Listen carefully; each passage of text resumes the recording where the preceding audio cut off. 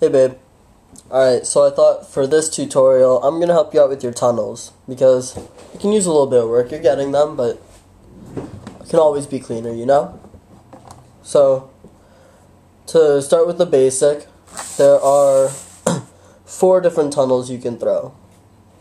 Truthfully, that's really all there are. With one hand, you can lead pinky to index, or index to pinky. And with the other hand, pinky to index or index to pinky, which means you have 2 options for each of your hands, 4 tunnels. In order to get your tunnels as clean as possible, you want to make sure your fingers start and end in the same place. So you're opening from right there and you're closing right there.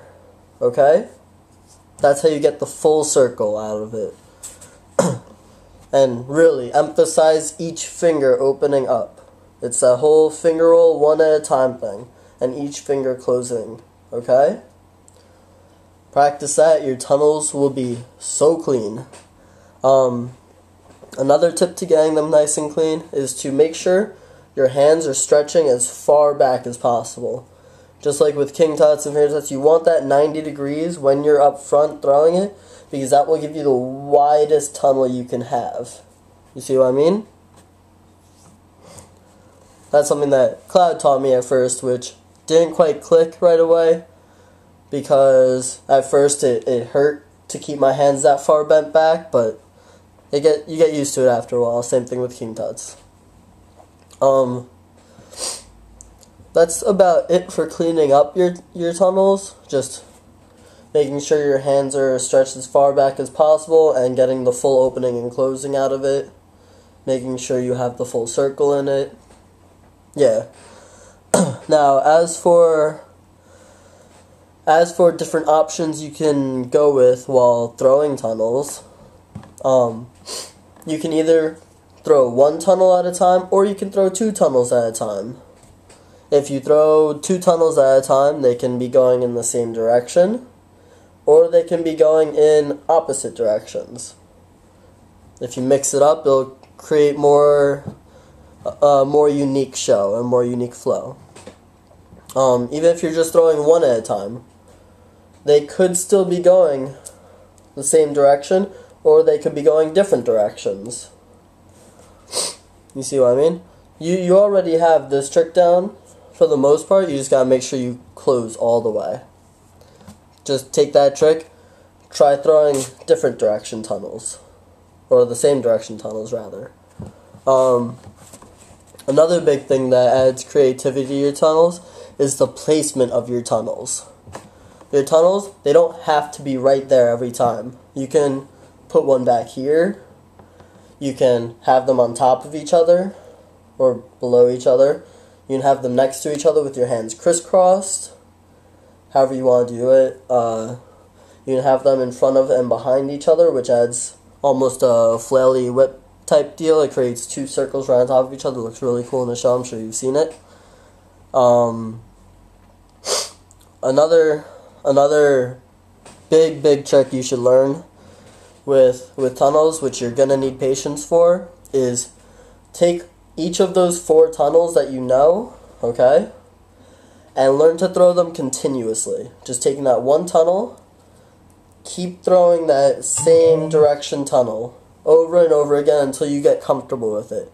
Making sure you open it and close it with emphasis, bending your hand as far back as possible. Do that for each of the 4 tunnels, okay? Just learning to keep it continuous. That will help a lot with your whips, too. I promise you that. Because that continuous rotation, added with the flail in the back, is the whip that you're trying so hard to learn.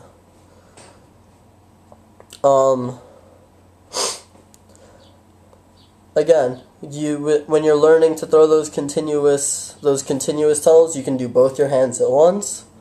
Both your hands going in, starting opposite leads.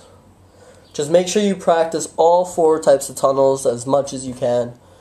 and they will come out nice. Then you can start worrying a lot more about placement and stuff like that. Once you have those down, a couple tricks that are fun to learn with these tunnels. I already showed you the first one is the whips. Just like the tunnels, there's 4 different kinds of whips. There's your lead dominant hand doing that one, or it can go backwards. And then your non-dominant hand doing that one, or going backwards. I'll show you more. I'll do more into whips on another tutorial. I'm not sure when. I'll let you know when I have it though. Another cool trick with tunnels, which you've seen me do a lot too, is I'll be throwing the tunnels right on top of each other and threading them within each other. I'm basically just doing 2 continuous ones right on top of each other with timing. It's an awkward trick to get a hold of. You'll probably want to learn the circle move first. We already tried learning this one. It's one hand is doing the index opening tunnel, the other hand is doing the pinky opening tunnel.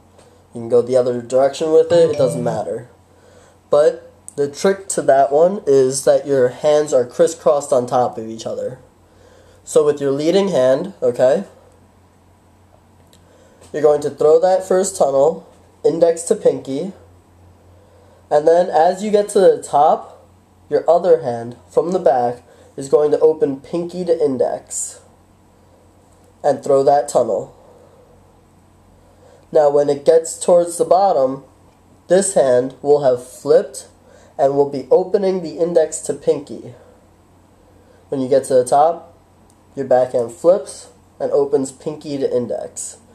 The trick is to learn how to rotate your wrist while throwing each of the tunnels. That's really the hardest part of it. That one took me a couple weeks of practicing to get down. But yeah, again, that circle move is pretty much the same as the threading tunnels, just the threading tunnels are right on top of each other. If you want extra help with any of these tricks, let me know. As always, I love you, babe. Mwah.